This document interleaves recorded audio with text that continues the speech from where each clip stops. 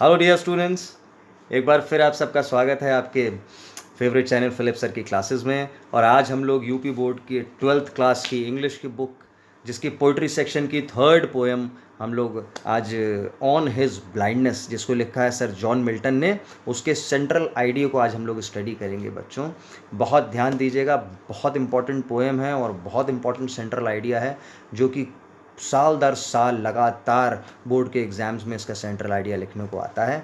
बच्चों ये देखिए, ये जो है जॉन मिल्टन जो हैं उनकी एक पिक्चर है, इसको आप देखिए कि सर जॉन मिल्टन कौन थे, कैसे दिखते थे। सर जॉन मिल्टन ने इस पोएम को लिखा है ऑन हिज ब्लाइंडनेस। ये उसकी पूरी पोएम है, जो सोनेट है 14 लाइन्स का, ये मैंने आपको लिए दिया है। सबसे पहले बहुत जल्दी बच्चों, यदि आप लोग पहली बार मेरे इस चैनल को आज देख रहे हैं इस वीडियो को, तो सबसे पहले तो आप मेरे इस चैनल को सब्सक्राइब कीजिए और इसके बेल आइकन को दबाइए और अपने फ्रेंड्स के संग इसको शेयर कीजिए ताकि वो लोग भी अपनी परीक्षाओं की तैयारी अच्छी तरह से कर सकें और उनको भी मेरे इन वीडियोस से कुछ फ़ायदा हो सके। बच्चों तो सबसे पहले हम लोग समय न बर्बाद करते हुए सीधे हम लोग चलते हैं सर जॉन मिल्टन का जो ये पोएम है ऑन हिज ब्लाइंडनेस, उसके सेंट्रल आइडिया की तरफ। बच्चों मैं आपको एक बात बता दूं कि सर जॉन मिल्टन जो थे उनका जन्म 1608 ईस्वी में हुआ था।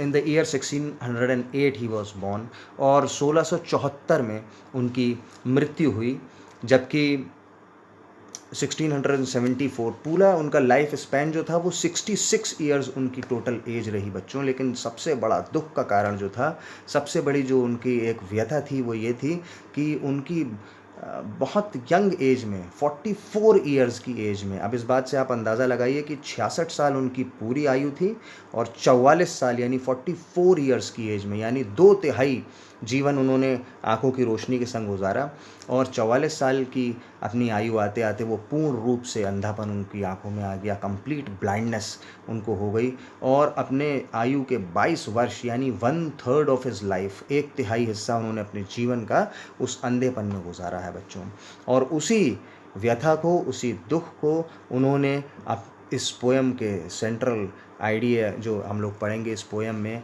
उन्होंने उसी को बयां किया है। इसको पढ़ते हैं। This sonnet of Milton expresses his grief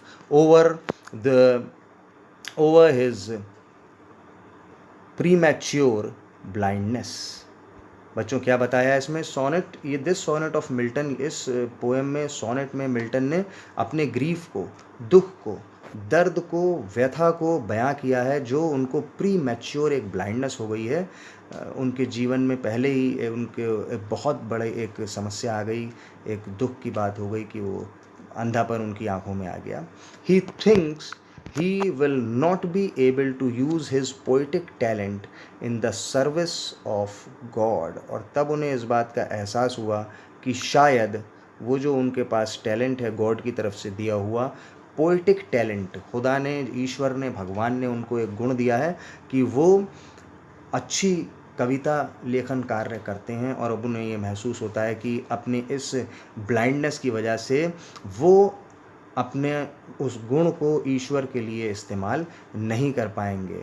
but soon ही realises that the best service of God is to bear the misfortunes and sufferings of life. लेकिन तभी उन्हें इस बात का एहसास होता है कि ईश्वर की जो सर्वश्रेष्ठ सेवा है, परम सेवा है, वो यही है कि हम जो दुख, तकलीफ़ें, मिसफॉर्च्यून्स और सफरिंग्स हमें मिली हैं हमारे जीवन में, उनको हम सहते हुए, उनको बेयर करते हुए हम फिर भी ईश्वर को धन्यवाद दें और उसकी सेवा में निरंतर लगे रहें। अपने जीवन के कार्यों से हम हमेशा उसको प्रसन्न करें, उसकी स्तुति, महिमा उसकी हम करते रहें और उसको धन्यवाद देते रहें। These are given by us to us by God to test our patience. और वो ये क्यों कहते हैं? क्योंकि these are given to us by God to test our patience, क्योंकि ये जो समस्याएं, दुख, तकलीफ़ें, सफरिंग्स हैं,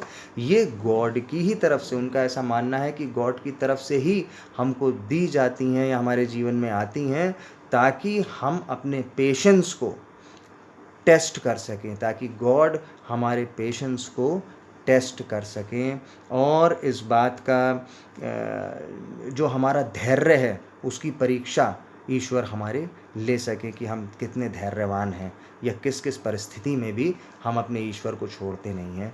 और इस मारे वो कहते हैं so we should have faith in God, इसलिए हमारे अटूट विश्वास, जो हमारा फेथ है, वो हमेशा भगवान में, ईश्वर में, परमेश्वर में, खुदा में हमेशा बना रहना चाहिए। बच्चों, ये बहुत अच्छी पोएम है जो सर जॉन मिल्टन ने हम लोगों को पढ़ने के लिए इस 12th क्लास में पोइट्री सेक्शन में हम लोगों को मिलती है।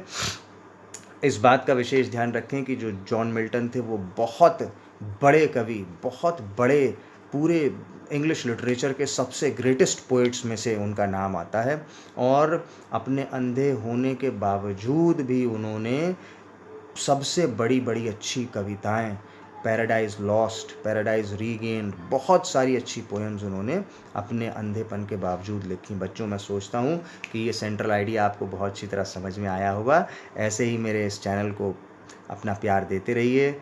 मेरे चैनल को सब्सक्राइब कीजिए यदि अभी तक नहीं किया है, अपने फ्रेंड्स में इसको शेयर कीजिए और प्रेस करिए बेल आइकन को, ताकि मेरे जो वीडियोज़ हैं वो आपके पास पहुँचें। और दोस्तों, बहुत जल्द मैं आगे इसका रेफरेंस, कॉन्टेक्स्ट और एक्सप्लेनेशन भी आपके लिए लेके आऊँगा। Thank you students.